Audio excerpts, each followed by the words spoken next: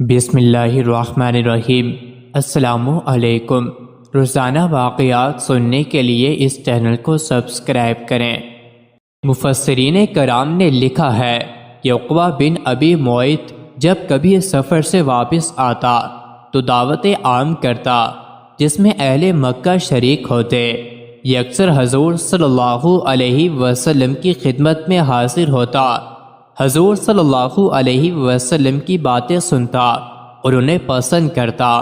ایک دفعہ وہ سفر سے واپس آیا تو اس نے حسب دستور دعوت عام کا اہتمام کیا اور حضور صلی اللہ علیہ وسلم کو بھی دعوت دی۔ حضور صلی اللہ علیہ وسلم نے فرمایا، جب تک تو مشرف با اسلام نہ ہو میں تیری دعوت قبول نہیں کروں گا۔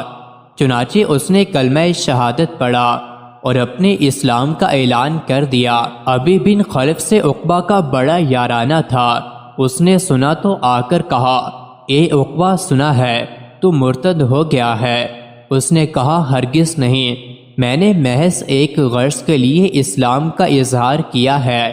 ابی کہنے لگا، میں تم سے اس وقت تک راضی نہیں ہوں گا جب تک تو اس کے پاس جا کر ایسی گستاخیاں نہ کرے۔ عقبہ اپنے یار کو خوش کرنے کے لیے حضور صلی اللہ علیہ وسلم کے پاس گیا اور ساری گستاخیاں کیں جن کی فرمائش اس کے یار نے کی تھی، یہاں تک کہ اس نے رخ انور پر تھوک دیا، معاذ اللہ۔ لیکن اللہ تعالیٰ نے اس تھوک کو آگ کا انگارہ بنا کر لوٹایا اور اس کے منہ پر دے مارا، جس سے اس کا منہ جل گیا اور مرتے دم تک گالوں پر داغ رہا۔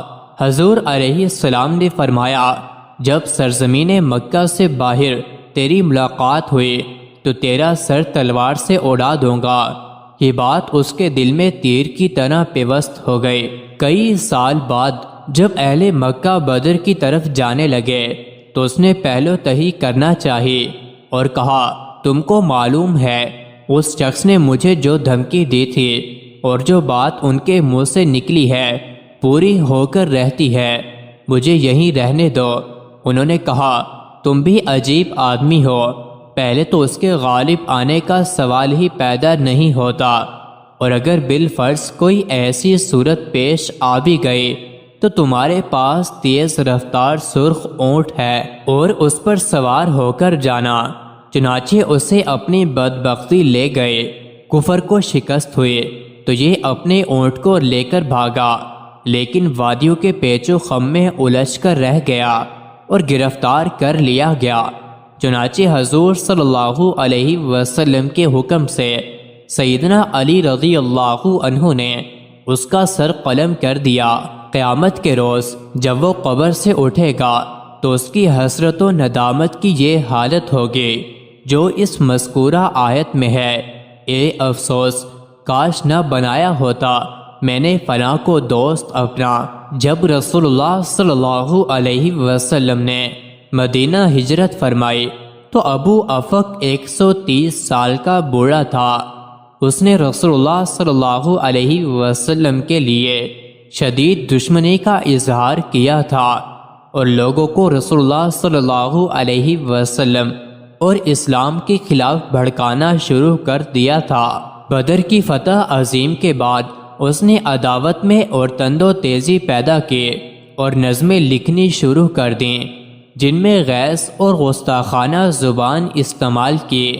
جب اسلام کے پکے دشمن الحارث بن سوید بن صامت کو موت کی سزا دی گئی تو ابو افق نے ایک نظم لکھی جس میں رسول اللہ صلی اللہ علیہ وسلم کے بارے میں گالیوں بھری اور ہتک آمیز زبان استعمال کی، نیز اسلام اور مسلمانوں کا مذاق اڑایا۔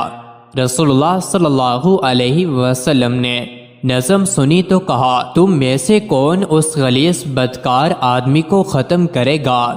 سالم بن عمیر رضی اللہ عنہ نے اپنی خدمات پیش کی۔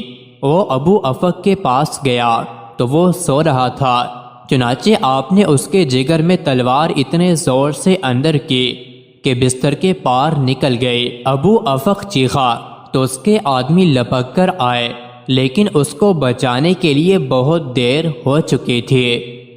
مزید ایسی ہی ویڈیوز کے لیے چینل کو ضرور سبسکرائب کریں۔